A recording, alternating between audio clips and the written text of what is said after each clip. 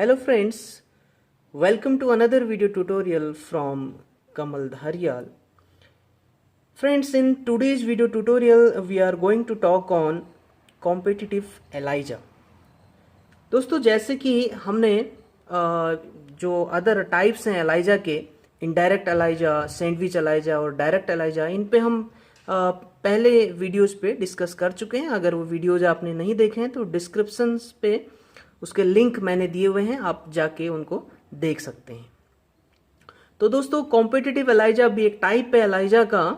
ये भी एक डायग्नोस्टिक टेक्निक है जिसके थ्रू हम एंटीजेंस या फिर एंटीबॉडीज को डिटेक्ट करते हैं, आइडेंटिफाई करते हैं, राइट. इसके अलावा कुछ हार्मोन्स और कुछ प्रोटीन्स, हार्मोन्स में जैसे आपके testosterone hormone, T3, T4, progesterone hormone, इन सब को आइडेंटिफाई या डिटेक्ट करने के लिए हम इस तरह की ELIJA टेक्निक, जिसको हम कॉम्पिटिटिव ELIJA बोलते हैं, उसे यूज करते हैं.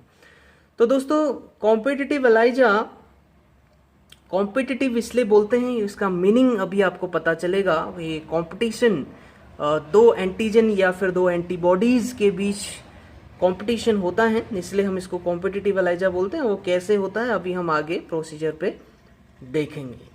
तो इससे पहले आपको पता होना है कि हम इस टेक्निक के थ्रू या तो एंटीजन और इसके अलावा एंटीबॉडीज को भी आइडेंटिफाई कर सकते हैं. क्लियर. तो इसको हम परफॉर्म कैसे करेंगे आगे देखते हैं. तो सबसे पहले बात करते हैं एंटीबॉडी डिटेक्शन की. तो एंटीबॉडीज को आप कैसे डिटेक्ट करेंगे.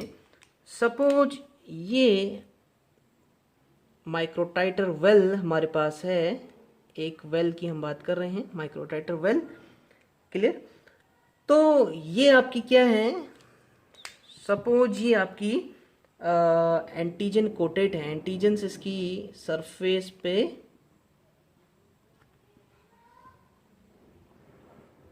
कोट किए गए हैं, या तो ऑलरेडी प्री कोटेड है या फिर आप इसको कोट करेंगे with the help of coating buffer, right. तो अगर प्री कोटेड है तो ठीक है, अगर नहीं है तो आप कोटिंग बफर की हेल्प से आप इसकी कोटिंग कर सकते हैं. तो सपोज एग्जाम्पल के लिए हम एक एग्जाम्पल लें कि हम इस पे HIV के लिए कर रहे हैं, HIV एंटीबॉडीज को डिटेक्ट करने के लिए कर रहे हैं सैंपल पे. क्लियर. For example, right. तो हम इस एग्जाम्पल को लेते हुए चलेंगे. तो देखिए सबसे पहले आप क्या करेंगे, इस वेल पे हम ऐड करेंगे सैंपल जिस पे आपकी क्या है, HIV एंटीबॉडीज है. तो आपने सैंपल ऐड किया कंटेनिंग HIV एंटीबॉडी, प्लस आप एक फिक्स अमाउंट क्या ऐड करेंगे इस पे, secondary antibody, right. Secondary antibody add करेंगे जो कि क्या है, एंजाइम लिंक्ड है. ये क्या है आपका, एंजाइम लिंक्ड है. एंजाइम लिंक्ड यानी कि इस एंटीबॉडी पे आपकी क्या अटैच है, एंजाइम भी आपका अटैच है. तो आइए देखते हैं किस तरह की है. सपोज ये आपकी जो एंटीबॉडी है, ये सैंपल एंटीबॉडी है, राइट. ये आपकी सैंपल एंटीबॉडी है, सिंपल है, इस पे कोई एंजाइम नहीं है. क्लियर. और दूसरी जो एंटीबॉडी है आपकी, ये एंजाइम लिंक्ड है, सेकेंडरी एंटीबॉडी. सपोज इस तरह से है और इस पे क्या है आपका, एंजाइम आपका अटैच्ड है, लिंक्ड है. क्लियर. तो हम क्या करेंगे, सैंपल और सेकेंडरी एंटीबॉडीज के मिक्सचर को हम इस वेल पे क्या करेंगे, ऐड करेंगे, जहां हमारी ये एंटीजेंस क्या है, प्री कोटेड है, राइट. तो हमारे सामने क्या होगा, हमारे सामने दो तरह के रिजल्ट आ सकते हैं. एक तो जैसे हमने ये ऐड किया, या तो ये कंडीशन हो सकती है कि ये इन एंटीजेंस के साथ आपकी वो एंटीबॉडी बाइंड हो जो एंजाइम से लिंक्ड नहीं है, यानी कि वो एंटीबॉडी जो कहां से आई हुई है, जो कंप्लीटली आपके सैंपल से आई हुई है. सैंपल से आने वाली एंटीबॉडीज इन एंटीजन से आपकी क्या कर जाए, बाइंड कर जाए, यानी कि ज्यादातर स्पेस आपकी जो सैंपल से आने वाली एंटीबॉडीज हैं वो क्या कर ले, ऑक्यूपाई कर ले। क्लियर? एक तो ये कंडीशन। दूसरी कंडीशन कि आपकी जो एंटीजेंस हैं उनको कौन ऑक्यूपाई कर ले, ये वाली एंटीबॉडी जो आपकी एंजाइम से लिंक्ड है, यानी कि वो एंटीबॉडी आपकी ज्यादा नहीं आ रही हैं जो सैंपल में प्रेजेंट है। राइट? तो ये दो तरह की कंडीशन आपकी आ सकती है। क्लियर?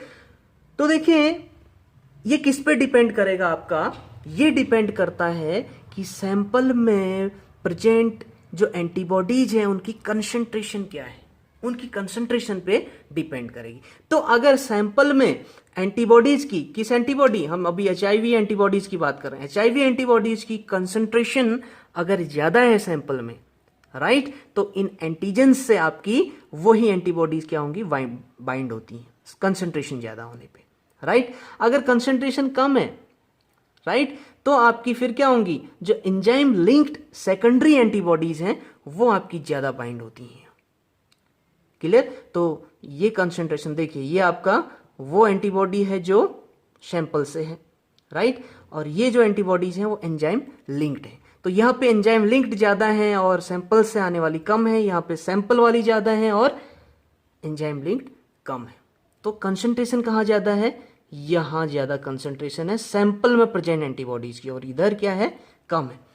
तो वॉशिंग के बाद, यानी कि वॉशिंग स्टेप में आपका क्या होगा, जितनी भी अनवांटेड आपकी क्या है एंटीबॉडीज हैं, जो फालतू एंटीबॉडीज हैं या एंटीजेंस हैं, वो सब क्या हो जाते हैं, आपके वॉश आउट हो जाते हैं। तो वॉश करने के बाद जब हम इस पे सबस्ट्रेट ऐड करेंगे, हमने क्या ऐड किया, सबस्ट्रेट जब हम ऐड करेंगे,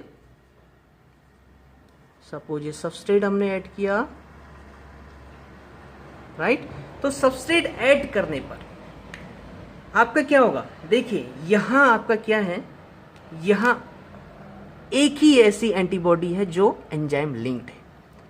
क्लियर? तो ये एंजाइम इस सबस्ट्रेट पर क्या करेगा, एक्ट करेगा, और आपका क्रोमोजन क्या होता है, क्रोमोजन एक्टिवेट होगा और कलर प्रोड्यूस होगा। राइट? क्लियर? और इधर भी सेम होगा, यहां आपकी जितनी एंजाइम लिंक्ड एंटीबॉडीज हैं उन सब पे आपका क्या होगा, इस तरह से वो आपकी सब इस सबस्ट्रेट पे एक्ट करेगा एंजाइम, और क्रोमोजन सिस्टम आपका एक्टिवेट होता है और कलर प्रोड्यूस होता है। क्लियर? राइट? तो देखिए कहां ज्यादा कलर प्रोड्यूस हो रहा है, इधर, और इधर क्या हो रहा है, कम हो रहा है। क्लियर? तो यहां पे हम क्या बोलेंगे, लेस एब्जॉर्बेंस वैल्यू है और लेस प्रोडक्ट विल प्रोड्यूस, या less product will be formed. यहां पे प्रोडक्ट, क्योंकि आपका क्या है, एंजाइम लिंक्ड जो एंटीबॉडी है वो एक ही है। क्लियर? तो आपका जो प्रोडक्ट है वो भी आपका क्या होगा, कम प्रोड्यूस होगा। राइट? तो कलर आपका क्या होगा, कम होगा। राइट? कलर इंटेंसिटी आपकी क्या होगी, कम होगी। राइट? राइट? और यहां पे जो कलर इंटेंसिटी है वो ज्यादा होगी। राइट? तो देखिए यहां पे क्या हो रहा है, ये दो टाइप की जो आपकी एंटीबॉडीज हैं, इन दोनों में क्या हो रहा है, कंपटीशन हो रहा है। राइट? जहां कंसंट्रेशन ज्यादा है, जहां जिसकी कंसंट्रेशन ज्यादा है, वहां वो क्या हो गया, इन एंटीजेंस के साथ बाइंड हो गया। राइट? तो इसीलिए इसको बोलते हैं कॉम्पिटिटिव एलाइजा। क्लियर? तो जब स्पेक्ट्रोफोटोमेट्री में जब आप इसकी कलर इंटेंसिटी को आइडेंटिफाई करेंगे, तो क्या क्या फॉर्मूला आप यूज करेंगे, आप फॉर्मूला यूज करते हैं intensity of colour is inversely proportional to amount of antigen in the sample.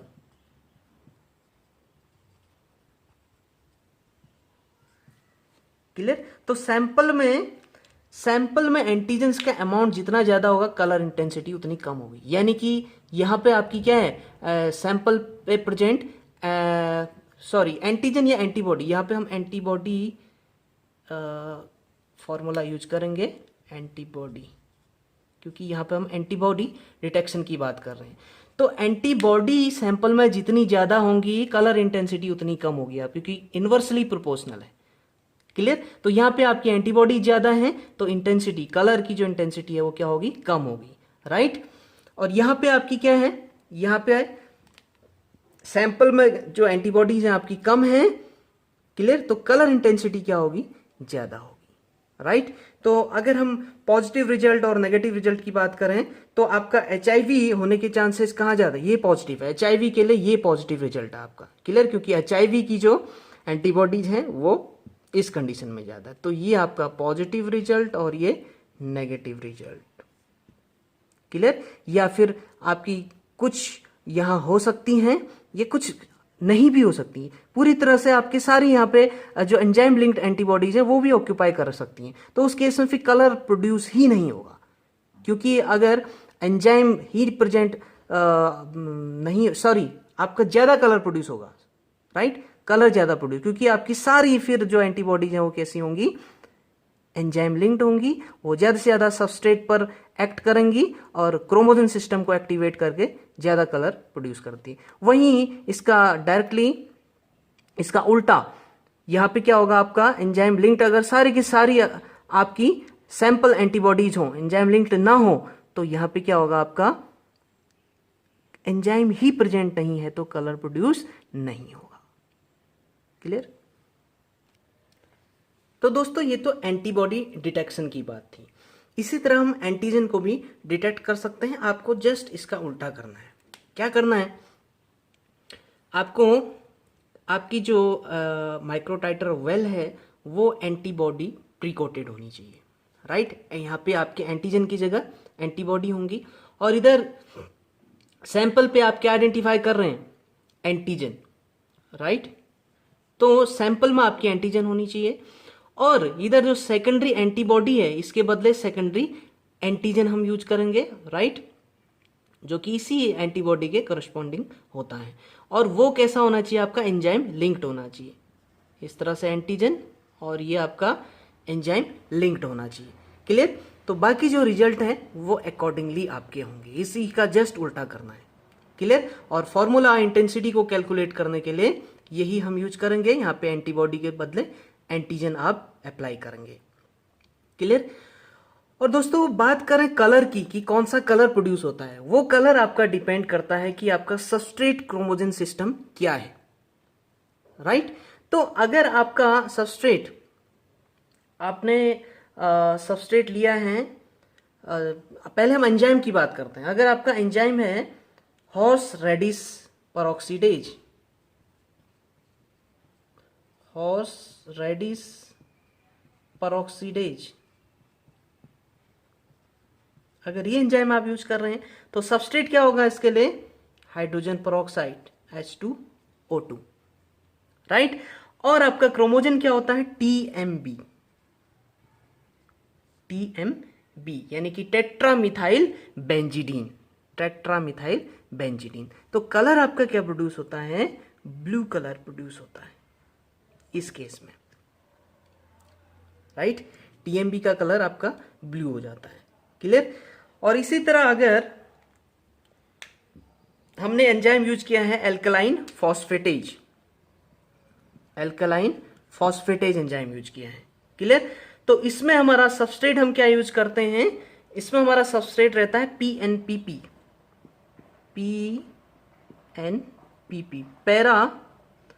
Para nitrophenyl phosphate, para nitrophenyl phosphate. और क्रोमोजन भी हमारा सेम रहता है, क्लियर। तो यहां पे हम क्या, कलर कौन सा प्रोड्यूस होता है,